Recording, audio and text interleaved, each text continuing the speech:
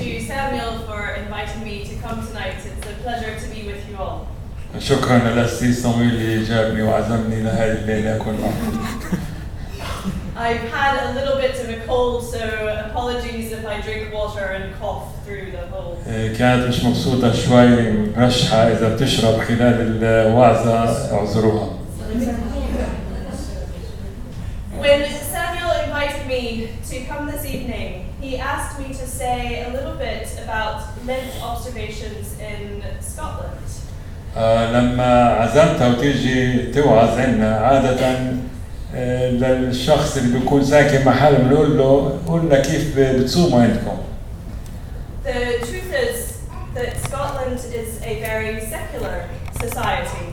So many people might be culturally Christian, but they don't observe Christian practices in their daily life. الناس بسكوتلاند علمانيين يعني بس هم منتبهين لكنيسة مسيحية بالاسم وبتعرفش إذا هم بيعرفوا كيف يصوموا.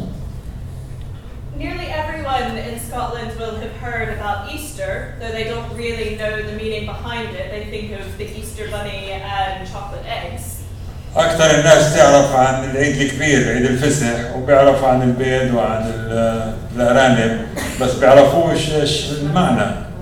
So most people don't know anything at all about Lent. بس أكثر الناس تعرفش إيش عن الصوم هي لنت الصوم.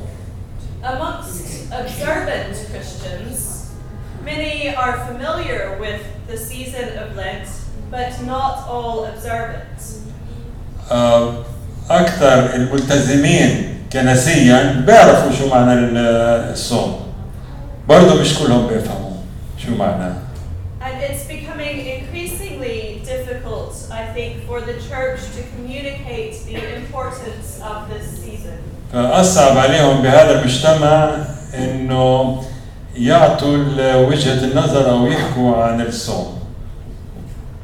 And Scotland's and also the wider UK have recently gone through a time of economic instability. اسكتلندا وكل يوكي اللي هي المملكة الموحدة مرت في صعوبات اقتصادية. We're in a period where politicians and economists are talking about economic austerity, so cuts to social services, very few wage increases, that kind of thing, to help get our economy back on track. فالسياسيين والاقتصاديين في الدولة عمالهم بيعملوا صعوبات وبيصعبوا على الناس انه يختصروا وباخذوا منهم دفعات من طبعا من رواتبهم وهيك بتخف عمالهم بيستصعبوا في الوقت الاقتصادي لما في متطلبات كثيرة من الحكومة. Many people in Scotland already feel as though they're being asked to make many personal sacrifices, some of which are fair, some unfair, for the good of the country and society. كثير بشعروا انهم لازم يضحوا عشان وضع اقتصادي بيطلبوا انهم يضحوا في الاشياء اللازمه ومش لازم يمكن شيء عادل البعض بيقول مش فير لو فير عادل احنا فير it's also in Arabic in Hebrew. So how do we as Christians explain the season of Lent as a spiritual discipline to those who are only nominally Christian and who feel that they are already being asked to by the government and society to give up luxuries and some necessities? This, I think, is one of the challenges the church faces. التحدي الكبير للكنيسة كيف إن هي تفسر وتطلب من الناس وتفسر لهم عن الصوم الروحي إنه يتخلوا عن بعض الأشياء وهم صاروا مضحيين. الحكومة صارت الإدارة صارت طالبة منهم يضحوا في هيك وهيك وهيك أشياء. في تحدي كبير واجهوه. This Lent, for my own observations, I've been rereading the book Leaving Church by the American Episcopal priest Barbara Brown Taylor. It's a book about her journey through ordination and ministry and her struggles to reconcile her love of God with her experiences in the institutional church. عم بقرا كتاب اسمه تاركين الكنيسة Leaving Church and أترك الكنيسة. اسم كتاب من أمريكية قسيسة أمريكانية اسمها باربا براون تيلرز، وكل كتابة هو زي مسيرة أو رحلة برسالتها يعني بخدمتها، قديش كان عندها صعوبات كبيرة من قبل الرئاسة أو من قبل المؤسسة اللي هي كنيسة، وهذا أعطاها حيرها بين معاملتها وحبها للرب ومعاملة المؤسسة إلها. يعني ما كانش معاملة منيحة، مؤسسة الكنيسة ما عملتها منيحة، بينما هي بتحب الرب، وهذا كان صراع قوي بالنسبة لها. She writes about her decision to leave the ministry, and she writes about how walking out the doors of Mother Church felt like stepping into the wilderness. وبالآخر بتكتب إنه تركت الكنيسة بصعوبة، وكيف بدها تترك يعني بتركها كنيسة الأم تتركها كأنها وين رايحة؟ على البرية. كيف ما يسوع طلع على البرية، في هون تجربة طلعت على البرية، على الصحراء، على الخلا. I'll read the whole quote and then you can translate. Yes. Okay. So she quotes, "Once when I attended a workshop on teaching religion, a presenter talked about how he took his students on wilderness trips to give them a taste of life nearer the edge. Whether they went hiking or whitewater rafting, the point was to step outside their high-carb comfort zones long enough to encounter the untamed holiness of the wild." "Excuse me," a member of the audience said, "but are there predators in those places who are above you on the food chain?" "Well, of course not," the presenter said. "I wouldn't put students in danger like that." "Well, I wouldn't either," the man in the audience said. "But don't lull them into thinking that they have experienced true wilderness. It's only wilderness if there's something out there that can eat you." في مرة بتحكي بالكتابها إنه كانت في درس تتعلم عن كيف بيعلموا دين. فالبرزنتر يعني الأستاذ حكى إنه بده ياخذ طلابه على الصحراء أو على البرية، وبده يعطيهم طعم إيش معنى إنه يكونوا هناك في الخلا. يمكن هناك تسلقوا جبال أو مشوا على مي في سفن، بس النقطة هي إنه بده يخليهم يختبروا يكونوا بعيدين عن ارتياحهم، عن مكان ارتياحهم. بدهم إياهم يختبروا بعيد كثير عن ارتياح اللي هم الموجودين فيه، فليكونوا بمحل مش مسكون ومهجور. في واحد من اللي قاعدين يعني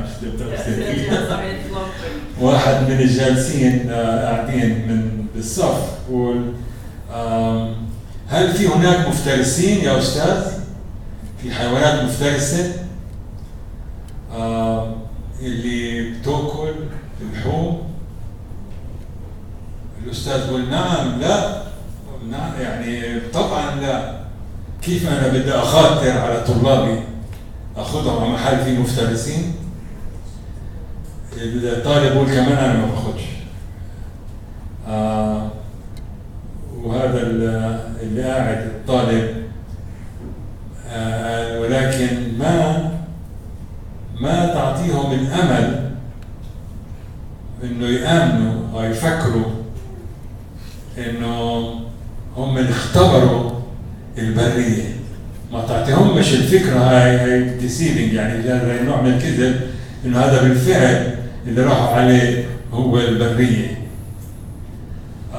It is only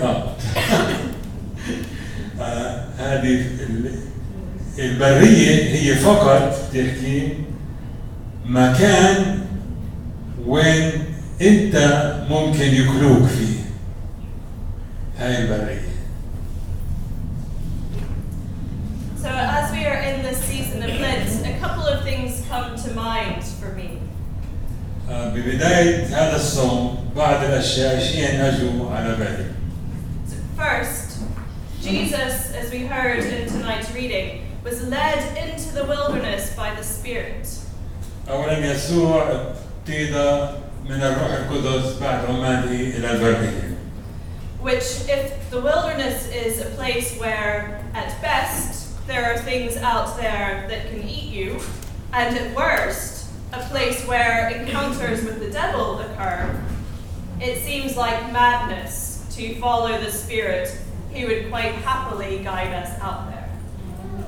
إذا البرية هي محل أحسن محل، ولكن أنت بتدور على محل تأكل، بس هو أعطى المحل، لأن هناك يسوع تواجه الشيطان. فبده يكون الواحد شوي بجنون عشان يتبع الروح القدس وبطريقة إنه مبسوط فيها.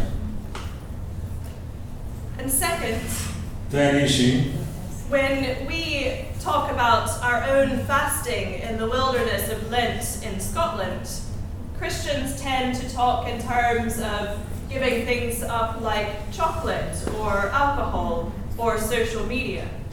لما احنا بنحكي ثاني شيء عن الصوم، الناس في اسكتلندا طبعا تحكي عن اشياء اللي هي لازم تتخلى عنها او تتركها فترة الصوم، مثل الشوكولاتة، كحول والى اخره، الانترنت، الفيسبوك وكل هالشغلات. The way we talk about it seems just a little too safe, a bit too tame on the surface. يعني هاي الاشياء مبين انه خفيفة، انه واحد يعني كثير هينة مبينة لا تكون انه انت تكون في برية بس تتخلى عن هاي الاشياء، هذا شيء هوين. Not many predators seem to lie waiting for us to set down a chocolate bar or lock up the liquor cabinet for 40 days. مش كثير مفترسين مبين راح يكذبوا ويستنوا ويقولوا لك يستنوا على شفة شوكولاتة اللي انت تتخلى عنها او يسكروا الخزانة الكحول عشانها. So I wonder what the wildernesses of today look like. They might not be like the Judean desert that Jesus wandered in. بعرف شو وانا بفكر عمالي بتأمل شو البرية بتعني لنا اليوم. يمكن هذا مش صحراء يهودا او برية يهودا. However, if we think in broader terms about what a wilderness is, what are the attributes of it? إذا بنفكر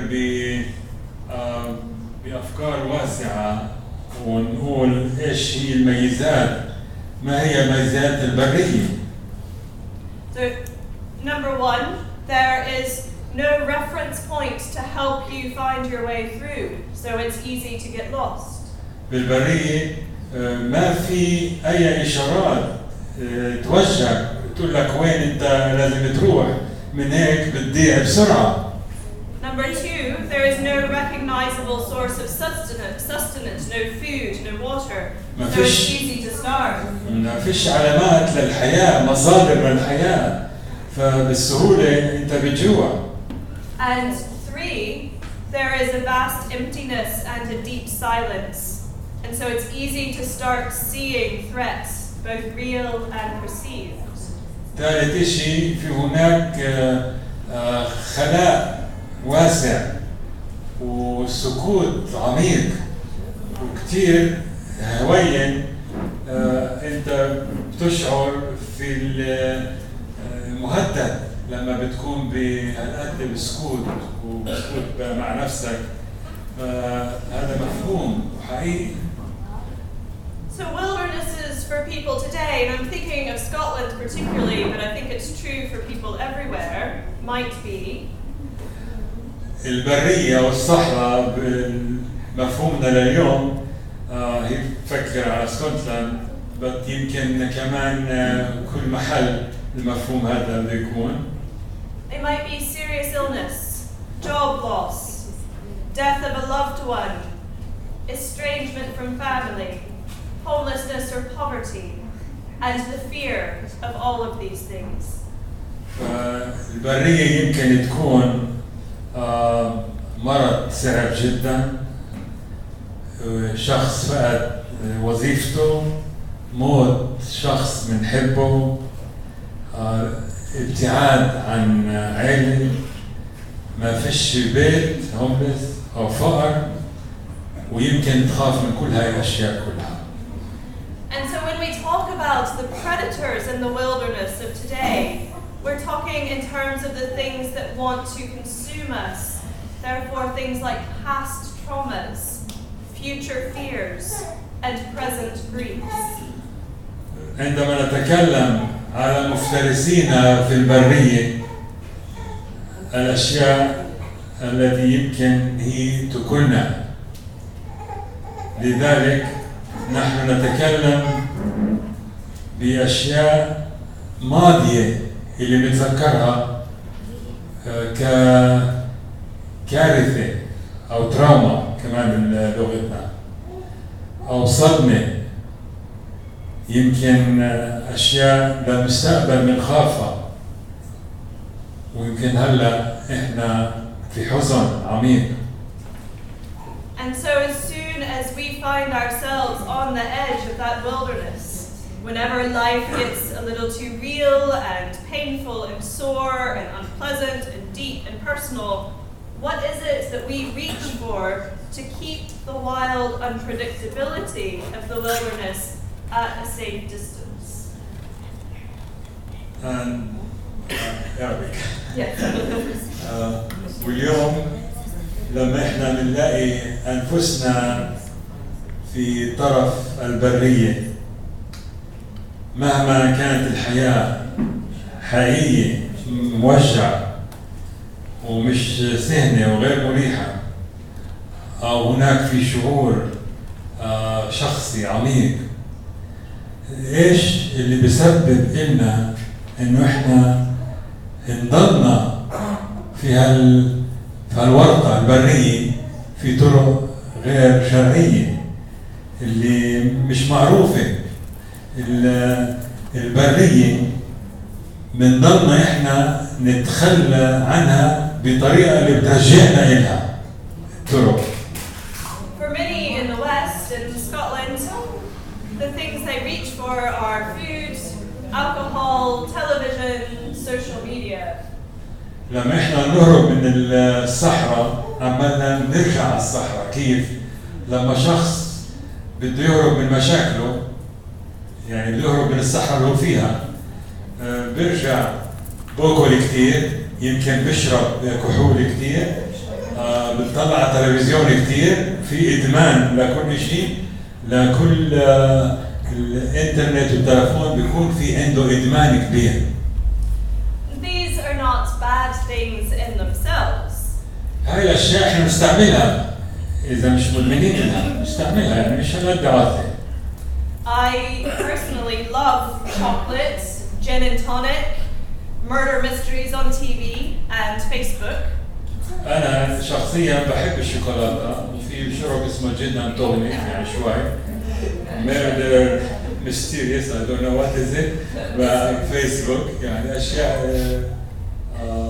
فيها سر. But I also know when I'm using these things as a distraction because I'm too busy or frightened or sad or tired to enter the wilderness of the present moment. ولكن لازم أعرف وأكون واعي كيف أستعمل هاي الشغلات، ما أكونش مدمن لها وما أوقعش، ما أدمرش نفسي فيها، وما أكون كل وقت في الصحراء الأبدية. In Lent, The Spirit calls us into that wilderness, just as the Spirit called Jesus into the wilderness. هذه الصحراء المطلوب نكون فيها الصحراء والبرية الروحية اللي ربنا بطلب منا نكون فيها. And just as Jesus was filled with the same Spirit through his baptism, so are we.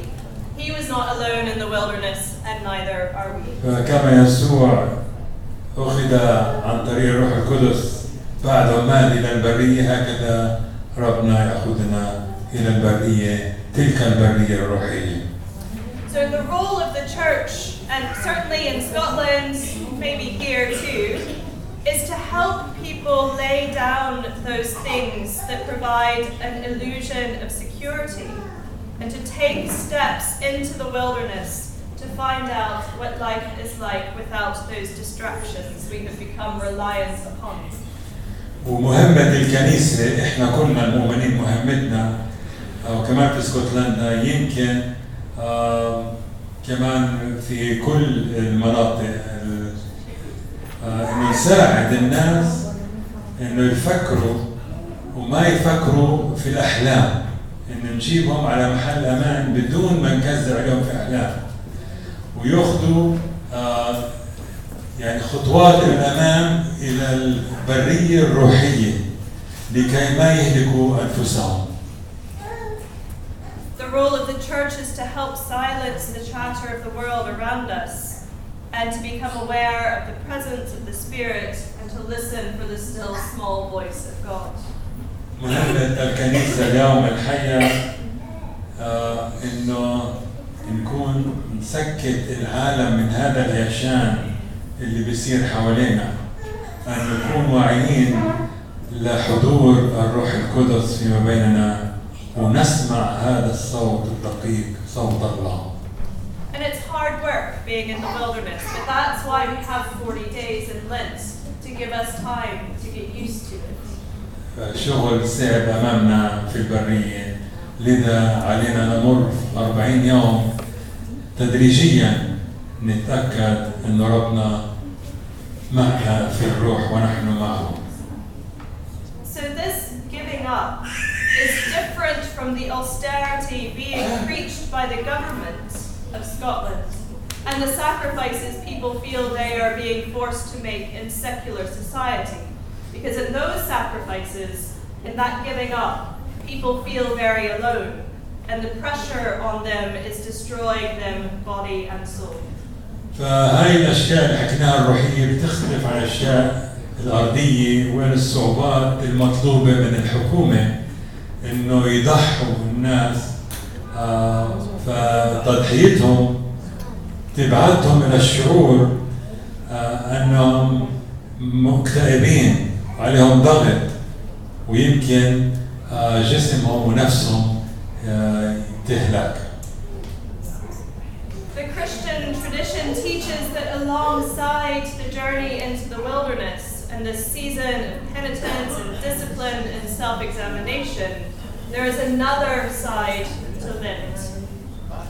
الكنيسة والتقاليد، التعاليم التقليدية معا مع مسيرة الصحراء الروحية، هناك في مسيرة توبة، هناك في صمود في هاي المسيرة، امتحانات ذاتية شخصية، وكمان أشياء للصوم اللي احنا بنفهمه.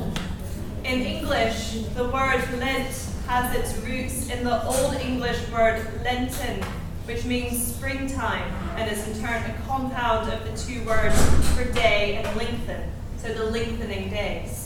في الإنجليزي الكلمة بالإنجليزي مأخوذة لين من كلمة قديمة إنجليزي لنتن اللي معناها spring time، يعني ربيع، وقت الربيع. كلمتين، فالكلمتين هي اليوم والطويل lengthen. So Lent is a journey and not a destination. فالصوم هو مسيرة وليس هدف. It points us towards something else, something that is full of light and life. يوجهنا إلى شيء أفضل، مليء بالحياة والنور. Because Lent finds its fullest meaning not in the darkening weeks of Lent themselves, and not in the blackest moments of Good Friday or the silence of Holy Saturday, but in the dawn of Easter morning. فالصوم هو معناه العميق ليس بالأسابيع اللي هي بالنسبة لبعض معتمة، أسابيع الصوم نفسها، ولا بسواد الجمعة العظيمة اللي محزونين فيه، ولا في السكوت في يوم السبت المقدس قبل القيامة، ولكن في فجر القيامة، قيامة ربنا وخلصنا يسوع.